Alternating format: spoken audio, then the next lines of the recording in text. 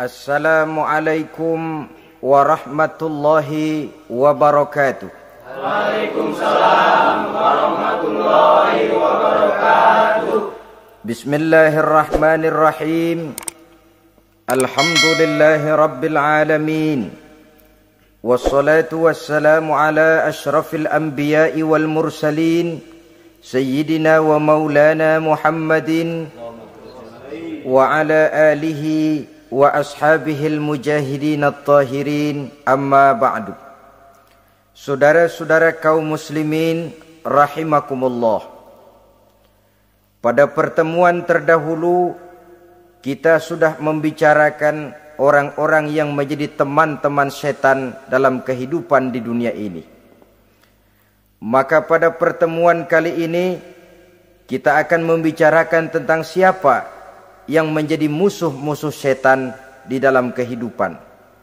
Dengan satu catatan, berbahagialah mereka yang menjadi musuh-musuh setan, tetapi celakalah mereka yang menjadi teman-teman setan.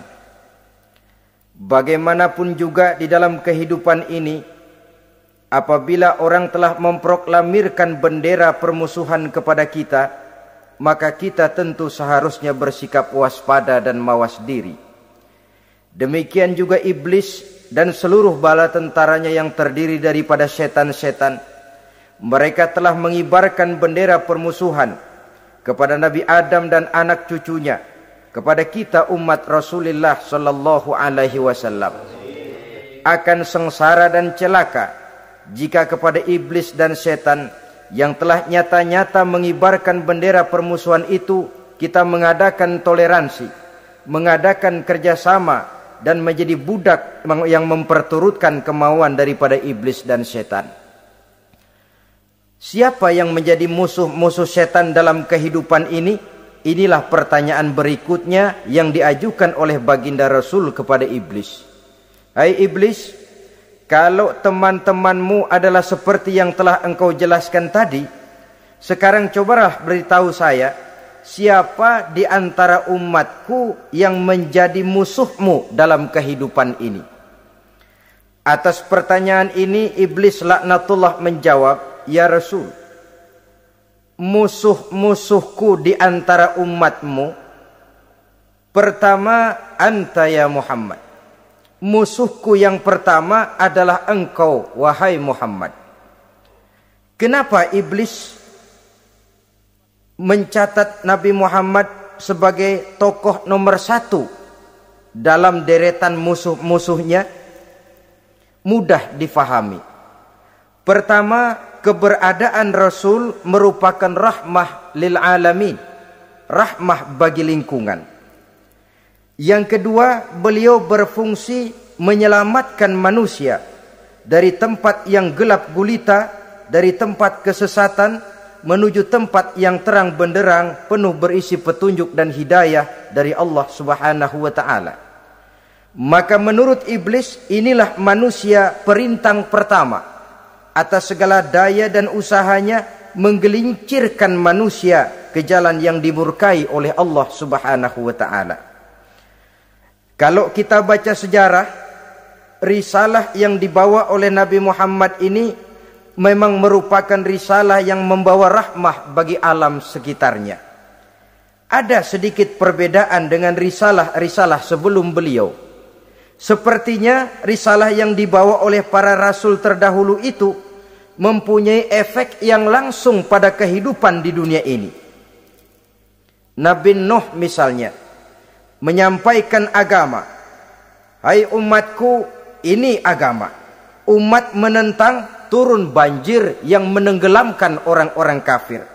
azab diturunkan pada waktu itu juga, pada saat nabinya masih hidup. Jadi azabnya itu jenis cash, kontan. Nabi Soleh, hai umatku, ini agama. Mereka menolak, turun gempa bumi yang amat hebat menggulung orang-orang kufur. Nabi Musa, hai umatku, ini agama. Mereka menolak, sebagian ditenggelamkan di Lautan Merah, sementara sebagian lain dikutuk menjadi monyet-monyet yang hina, seperti diceritakan dalam Al-Quranul Karim. Lain dengan Rasulullah Sallallahu Alaihi Wasallam. Bagaimanapun kurang ajarnya umat yang dihadapi oleh beliau, bagaimanapun menentangnya jamaah yang dihadapi oleh beliau, azab tidak turun sepanjang beliau masih hidup. Ini merupakan jaminan dari Allah, wa ma kana Allahu liyu'azzibahum wa anta fihim. Allah sama sekali tidak akan menurunkan azab selama engkau wahai Muhammad masih hidup di tengah-tengah umatmu. Jadi keberadaan Nabi Muhammad merupakan jaminan keselamatan bagi umatnya. Selama beliau masih hidup, azab tidak turun bagaimanapun kurang ajarnya umat. Di sini sedikit bedanya dengan nabi-nabi terdahulu. Juga perbedaan dalam pola dakwah. Nabi Nuh ketika dakwahnya ditolak oleh umat, keluar doanya meminta umatnya ditenggelamkan. Tetapi Nabi kita ketika dilontari batu oleh umat, malah beliau mendoakan umatnya agar memperoleh hidayah. Oleh sikap yang semacam ini, wajar lalu iblis menganggap Nabi Muhammad sebagai musuh ranking pertama. Yang kedua, siapa musuhmu di antara umatku? Yang kedua kata iblis, musuhku Muhammad imamun adil. Pemimpin yang adil. Itu yang akan menjadi musuhku di dunia ini. Putus asa iblis menghadapi pemimpin yang adil. Tipu dayanya tidak terkena. Segala tingkah polanya tidak diperturutkan. Imam yang adil, pemimpin yang adil merupakan musuh daripada iblis laknatullah alaih. Apa sebabnya? Karena pemimpin yang adil mempunyai dampak dalam kehidupan di dunia ini. Melindungi orang banyak, menenteramkan orang banyak. Makin aman, tentram, tenang situasi dan kondisi, makin mudah orang melaksanakan ibadah. Makin tekun orang melaksanakan ibadah, makin dekat dia dengan Allah. Makin dekat manusia dengan Allah, makin jauh dia dari iblis. Sebab dua hal ini selalu kontradiktif. Jika kita jauh dari Allah, tentu dekat dengan iblis. Jika kita jauh dari iblis, harus dekat tentu dengan Allah. Dan begitu selanjutnya. Dalam kaitannya dengan kehidupan kita sekarang, saudara-saudara, disinilah perlunya mempersiapkan manusia. Membangun manusia itu jauh lebih sulit daripada membangun jembatan. Membangun manusia itu lebih sulit daripada membangun gedung-gedung bertingkat. Termasuk membangun dan mempersiapkan calon-calon pemimpin yang adil di masa yang akan datang. Membangun jembatan penting. Tapi lebih penting daripada membangun jembatan adalah membangun manusia yang bikin jembatan. Sebab kalau manusia yang bikin jembatan tidak dibangun lebih dahulu, saya khawatir jembatannya nanti habis dimakan oleh yang bangun jembatan. Mengaspal jalan raya penting. Lebih penting dari mengaspal jalan raya, membangun manusia yang mengaspal jalan itu. Sebab kalau manusia yang mengaspal jalan bermental rusak dan bejat, saya khawatir jalan belum selesai, aspalnya habis dimakan oleh yang ngaspal. Inilah pentingnya membangun manusia pembangunan. Semua tugas-tugas besar, semua pekerjaan-pekerjaan yang baik harus berangkat dari niat yang baik, berangkat dari hati yang bersih. Siapapun adanya kita, apapun profesi kita. Yang jadi kiai, marilah berangkat dari niat yang bersih. Yang jadi mubalik, marilah berangkat dari niat yang bersih. Niatnya itu mau menghidupkan Islam atau mau cari hidup jual Islam. Kalau mau menghidupkan Islam, mari sama-sama kita berjuang. Tapi kalau mau cari hidup untuk dengan menjual Islam, minggir saja daripada nanti bikin malu. Yang mengurus masjid, mari berangkat dari niat yang bersih. Ngurus masjid itu niatnya mau menghidupkan masjid atau mau cari hidup di dalam masjid. Kalau mau menghidupkan masjid, mari. Tapi kalau mau mencari hidup di dalam masjid, tolong minggir saja daripada nanti bikin aib. Yang jadi orang alim, mari berangkat dari niat yang bersih. Jangan memperjualbelikan fatwa, yang halal dikatakan haram, yang haram jadi samar-samar, nanti membingungkan umat. Berangkat dari niat yang bersih, membangun manusia pembangunan. Ini barangkali istilah yang lebih kena. Saudara-saudara kaum muslimin rahimakumullah. Setiap kita pada hakikatnya punya bakat. Secara fitrah yang kita bawa. Bakat apapun kita ini punya. Saudara punya bakat jadi pemimpin, saudara pun punya bakat jadi pengkhianat. Saudara punya bakat jadi orang soleh, saudara juga punya bakat jadi orang salah. Saudara punya bakat jadi orang besar, saudara pun punya bakat jadi orang hina. Seluruh bakat ada di dalam diri kita. Tinggal nanti pertumbuhannya mana yang lebih subur.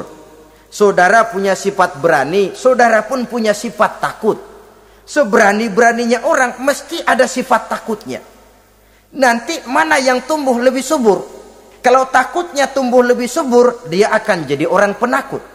Kalau beraninya yang tumbuh lebih subur, dipupuk oleh lingkungan, pendidikan dan sebagainya, dia akan tumbuh jadi orang pemberani.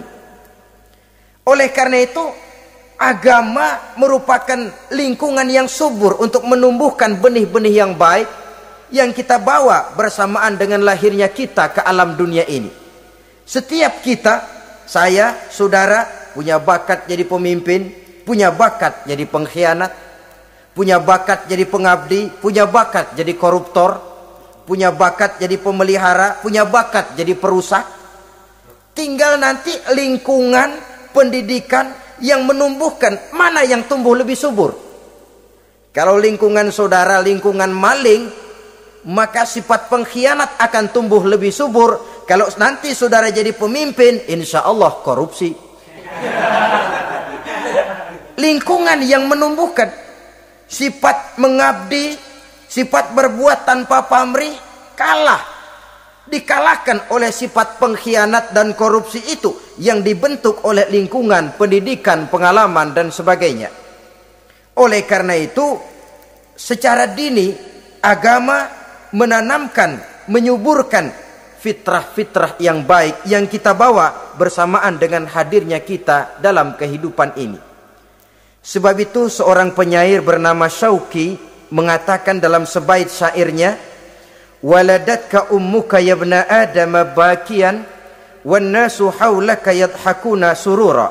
Hai manusia, pada saat kamu dilahirkan kamu menangis dan orang lain di sekelilingmu ketawa. Kakek senyum dapat cucu baru, paman gembira dapat keponakan baru, sementara kita yang lahir menangis. Betul apa benar? Apa ada saudara yang begitu dilahirkan terus nyengir? Saya kira kabur dukunnya itu. Setiap kamu hai manusia lahir dalam keadaan menangis, orang sekelilingmu tertawa. Karena itu katakan kepada mereka yang senyum di sekelilingmu, hai manusia, pada saat saya dilahirkan saya menangis dan kamu semua tertawa. Baik manusia. Tapi nanti pada satu saat harus terjadi kebalikannya. Kalau dikala saya lahir saya menangis dan kau semua senyum, nantilah manusia.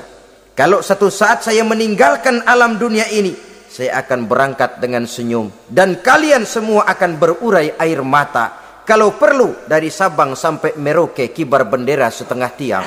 Kalau perlu. Jangan terbalik, kita mati melotot orang malah gembira. Karena hidup selalu membawa sifat-sifat yang merusak. Inilah orang kedua yang menjadi musuhnya iblis dan beruntung menjadi musuh iblis. Siapa? Imamun adil, pemimpin yang adil. Saudara-saudara kaum muslimin rahimakumullah.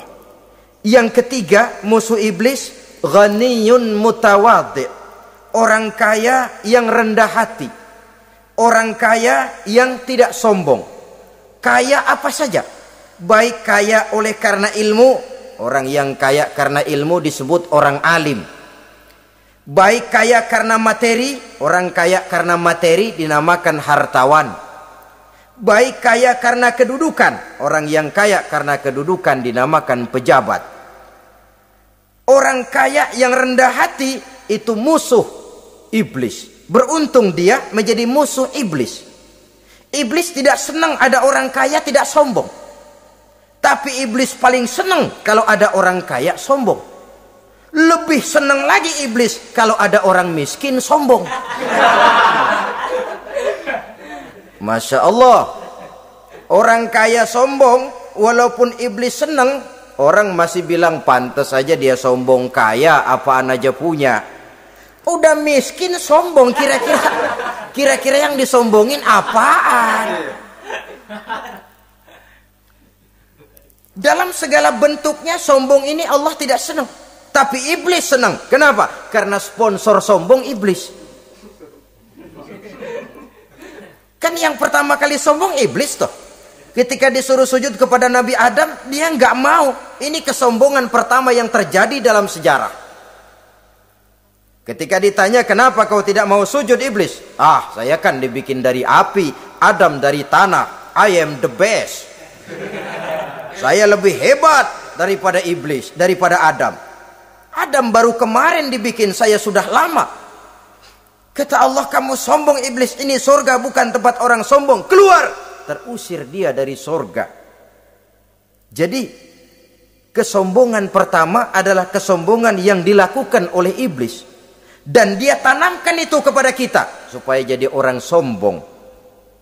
Karena itu sombong ilmu Allah nggak senang, tapi iblis senang. Mentang-mentang ada ilmunya. Nih, satu-satunya ustadz di sini ya. Semua mesti ngaji sama gue. Kalau nggak ngaji sama gue, Islamnya kurang tapi bener. Sombong karena ilmu. Sombong karena pangkat. Mentang-mentang pakai bintang di pundak, jalan pundak duluan. Yang wajar saja hidup ini. Sombong harta pun begitu. Kaum muslimin rahimakumullah. Orang kaya yang rendah hati dimusuhi oleh iblis, tapi dicintai Allah, dicintai Rasul, dicintai malaikat. Caranya bagaimana? Kembali kepada satu kesadaran bahwa pada saat terlahir ke alam dunia ini tidak ada yang pernah kita bawa. Kalau sekarang kita punya rumah, punya kebun, punya kendaraan, punya pabrik, punya segala macam benda, apa itu? Titipan. Pada suatu saat akan diambil kembali oleh yang menitipnya. Kalau titipan itu pandai kita jaga, pandai kita syukuri, titipan akan makin banyak. Sama juga kita dalam kehidupan. Kalau orang bisa kita percaya, saya mau pergi ke luar negeri, rumah saya titip kepada tetangga. Saya pulang dari luar negeri, isi rumah tetap tidak berkurang, malah dibersihi, malah disapu, dihilangkan kotorannya. Tentu bukan main syukur saya, girang saya. Akan bertambah kepercayaan saya untuk menitipkan apa saja. Ini makna la in syakartum la azidannakum wa la in kafartum inna azabi lasyadid. Kalau kamu pandai bersyukur, aku tambah nikmat. Tapi kalau kamu ingkar, azabku teramat pedih. Artinya apa? Nikmat bisa berubah menjadi azab kalau kita tidak pandai mensyukurinya. Ma'asyiral muslimin rahimakumullah. Orang yang kaya ilmu lalu rendah hati, tidak selalu ingin menonjolkan diri. Ini kadang-kadang yang tanggung ini yang bikin berabe. Alim bener enggak, geblek bener juga enggak. Yang sedikit-sedikit mau nonjolin diri. Kalau nggak jadi imam nggak mau ke masjid, nggak jadi imam nggak mau ke musola. Pokoknya kalau nggak jadi imam marahan sama musola. Macam mana? Saudara-saudara kaum muslimin, rendah hati. Tidak selalu ingin menonjolkan, sebab orang yang selalu ingin menonjolkan dirinya biasanya orang yang kekurangan kepercayaan kepada kemampuan dirinya sendiri. Dia selalu ingin dinomorsatukan. Dia selalu ingin ditempatkan pada ranking teratas. Dia tidak percaya diri. Orang yang percaya diri dapat bersikap wajar dalam kehidupan. Begitu juga kaya karena harta, dengan menyadari bahwa harta bagaimanapun banyaknya titipan dari Allah. Pada suatu saat akan kembali. Dia harus dimanfaatkan sesuai dengan kehendak yang menitipnya. Begitu juga kaya oleh karena pangkat, kedudukan dan jabatan. Pada suatu saat jabatan itu akan hilang dari diri kita. Karenanya sering saya jelaskan bahwa pangkat di dunia ini yang paling tinggi pensiun. Titel yang paling akhir almarhum. Saudara setuju atau tidak, titel itu akan saudara dapat. Bagaimanapun kita cinta kepada pangkat, kedudukan, entah pada akhirnya suatu saat akan sampai kepada posisi yang namanya pensiun. Kalau sadarlah kita kepada pemikiran ke arah sana, maka untuk mencapai kekayaan, baik kekayaan harta, kekayaan kedudukan, tidak lalu menghalalkan segala cara untuk mencapai tujuan. Tapi dibatasi oleh norma dan kaedah yang harus dia taati, baik kaedah agama maupun kaedah bernegara. Inilah orang ketiga yang menjadi musuhnya iblis, orang kaya yang rendah hati, orang kaya yang tidak sombong. Yang keempat, saudara-saudara, tajirun shadiq, pedagang, pengusaha yang jujur. Iblis gedek betul, benci bukan main sama pengusaha, sama pedagang yang jujur, yang tidak ngurangi timbangan, tidak nipu pembeli, tidak barang yang jelek dibilang bagus, atau yang bagus di atas, yang jelek di bawah, atau dicampur yang baik dengan yang jelek supaya kelihatan semuanya jadi baik. Semua orang ingin untung, tidak ada kecuali siapapun orangnya, dan itu wajar. Setiap manusia ingin mendapat keuntungan, kalau perlu dengan modal minimal mencapai keuntungan maksimal, seperti yang diajarkan oleh teori ekonomi. Itu kan yang namanya produktif kan. Satu usaha dinamakan produktif, bagaimana kita mengeluarkan modal minimal bisa mencapai keuntungan maksimal. Silakan. Bahwa manusia ingin untung itu insting, naluri, fitrah. Tidak ada orang yang mau rugi. Tapi cara mencapai keuntungan itu yang membedakan antara seorang muslim dengan yang bukan muslim. Sudah pernah saya sampaikan, apabila kaum pengusaha, para pedagang sudah dijangkiti penyakit yang tidak jujur, yang akan timbul adalah kekacauan ekonomi. Kekacauan ekonomi bisa menimbulkan revolusi sosial, dan revolusi sosial merupakan kiamat satu generasi. Semua kericuhan hampir bermuara dari perut, dan itu ekonomi. Orang nodong perut, orang korupsi perut. Ya walaupun korupsi kalau sudah kelas kakap tidak lagi sekedar urusan perut. Ya perut apa yang diurusin kalau korupsinya miliaran itu? Perut jin barangkali. Saudara-saudara kaum muslimin rahimakumullah. Oleh karena itu, pedagang yang jujur, pengusaha yang jujur, ini merupakan musuh iblis. Iblis tidak senang kalau ada pengusaha yang jujur. Iblis tidak senang kalau ada pedagang yang jujur. Tapi iblis akan tepuk tangan kalau pedagang sudah selingkuh, kalau pengusaha sudah nipu. Ada orang bilang, sekarang mah kalau jujur-jujur bener nggak makan apa-apa dong kita. Sebab katanya jangan lagi nyari yang halal, sekarang ini yang haram aja seret. Rupanya sering masang undian nggak pernah kena. Lalu bilang jangan yang halal, yang haram aja nggak kena-kena katanya. Sebenarnya bukan itu masalahnya, saudara-saudara. Bukan itu masalahnya. Masalahnya ialah bahwa kejujuran membawa keberkahan.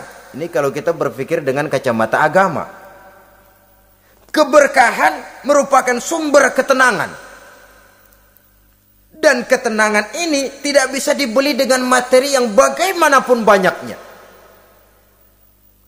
Walaupun kita punya percetakan duit, ketenangan itu nggak bisa dibeli.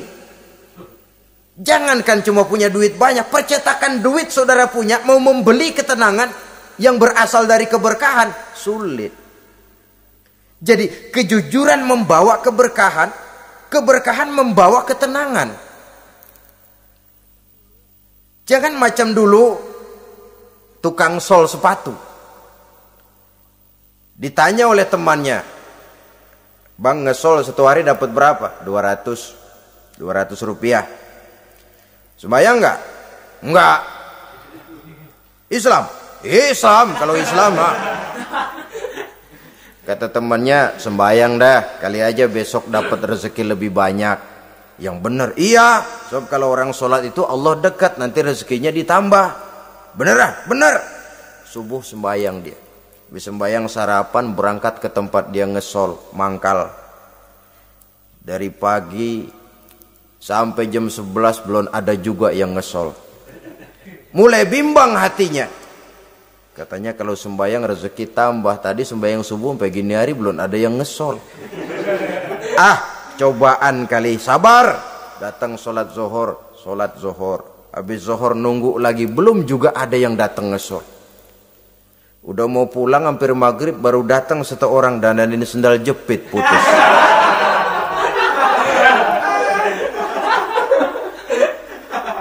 Sudah bayar 25 rupiah, pulang dia si tukang sol ini, ketemu sama temennya yang nyuruh sholat tadi.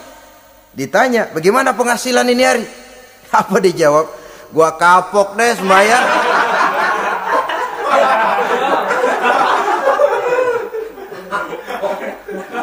Kemarin nggak sembahyang dapat 200, sekarang begitu sembahyang jigo.